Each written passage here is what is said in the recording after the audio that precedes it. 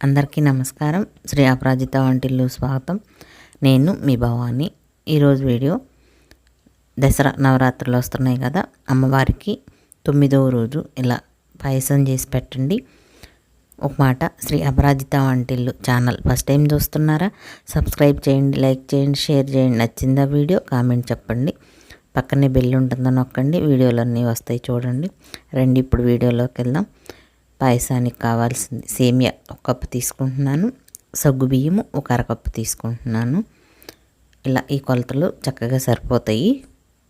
1 cup సేమియాకి అరకప్పు సగ్గుబియ్యం చక్కగా సరిపోతాయి అన్నమాట. ఆ సగ్గుబియ్యంలో నీళ్లు పోసి కొంచెం ఆ నీళ్లు వంపేసేయండి, కడిగేసి.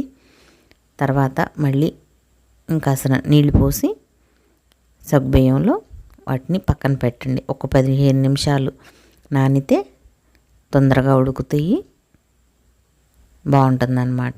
ఇప్పుడు స్టవ్ వెలిగించి బాండీ పెట్టి 2 స్పూనులు నెయ్యి వేసుకోండి.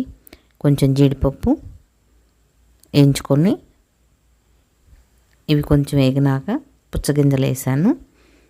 అవి ఇవి కలిపి చక్కగా మంచి రంగు వచ్చే వరకు వేయించుకోండి. కిస్మిస్లు వేయటం లేదు నేను ఇక్కడ, ఎందుకంటే అవి పుల్లగా ఉంటున్నాయి కొన్ని, అందుకని పాయసంలో వేయదలుచుకోక వేయటం లేదు. ఇప్పుడు అవి వేగినాయి కదా, పక్కన పెట్టేసుకుని ఇప్పుడు అదే నెయ్యిలో సేమియా వేసి చక్కగా మంచి రంగు వచ్చే వరకు వేయించుకోవాలి. మాడిపోతే బాగోవు అన్నమాట. అందుకని ఇప్పుడు అవి వేగినాయి బాండీలో నుంచి తీసి ఒక ప్లేట్లో పోసుకోండి. వేయించిన దాంట్లోనే సేమియాలు అట్టి పెడితే ఇంకొంచెం రంగు మారిపోయి నల్లగా అయిపోతాయి, అందుకని ఒక ప్లేట్లోకి పోసుకోవాలి. నేనైతే అదే బాండీలో సేమియా కాస్తున్నాను. మళ్ళీ స్టవ్ వెలిగించి బాండీ పెట్టుకుని 2 కప్పులన్నర నీళ్లు పోసాను. అవి కాగినాక ఇప్పుడు నానబెట్టిన సగ్గుబియ్యం ఉన్నాయి కదా, అవి పోసుకుని అలా గెరిటితో తిప్పుతూనే ఉండాలి. కొంచెం ఆదమరిసిన అడుగంటుతాయి అన్నమాట, అందుకని అలా కలుపుతూనే ఉండండి. చూడండి చక్కగా ఉడుకుతున్నాయి కదా. ఇప్పుడు సేమియా వేస్తున్నాను. సగ్గుబియ్యము సగం ఉడికినాయి, అందుకని ఇప్పుడు సేమియా వేసుకుని అలా కలుపుకుని, సేమియా కూడా తొందరగా ఉడుకుతుంది కదా. ఇప్పుడు 2 కలిపి అలా ఉడికినాయి కదా, ఇప్పుడు పాలు పోయిపోతున్నాను. సగ్గుబియ్యము చక్కగా ఉడికి కనపడతా ఉంటే సేమియా బాగుంటుంది. పాయసం సగ్గుబియ్యము సేమియా పాయసం చాలా బాగుంటుంది అన్నమాట. ఇప్పుడు 3 కప్పులు పాలు పోస్తున్నాను. పోసి అవి కాసిన పాలు అన్నమాట. పచ్చిపాలు కంటే కాసిన పాలు అయితే తొందరగా ఇదవుతాయి. పచ్చిపాలు ఇరిగే అవకాశం ఉంటుంది, అందుకని ఇలానమాట కాసిన పాలు పోయండి. చూడండి సగ్గుబియ్యం అయ్యి చక్కగా ఉడికినాయి అన్నమాట. ఇంకొంచెం ఉడికితే సరిపోతుంది. ఇప్పుడు వేలకు పొడేసి కలిపాను, అలానే ఉడకపెట్టుకోవాలి.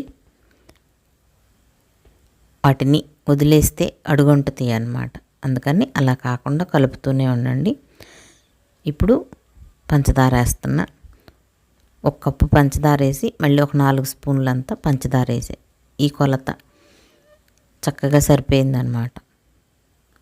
సేమియాకి సగ్గుబియ్యం ఆ పాలు పోసింది, ఈ పంచదార చాలా బాగా కుదిరింది, బాగుందన్నమాట. అందుకని ఇలా వేసుకోండి పంచదార అన్ని కొలతలతో. ఇప్పుడు ఇక జీడిపప్పు పుచ్చగింజలు వేసుకుని కలుపుకోవాలి. చక్కగా పాయసం ఉడికింది.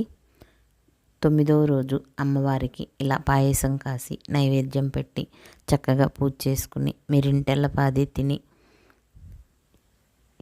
ఆనందించండి. ఇప్పుడు ఇలా పాయసం అయిపోయింది కదా, తీసి ఒక గిన్నెలో పోసి చెప్పా కదా అమ్మవారికి నైవేద్యం పెట్టండి. నచ్చిందా వీడియో? కామెంట్ చెప్పండి, లైక్ చేయండి, షేర్ చేయండి, సబ్స్క్రైబ్ చేయండి. మీరు కూడా ఇలా వండి చూడండి.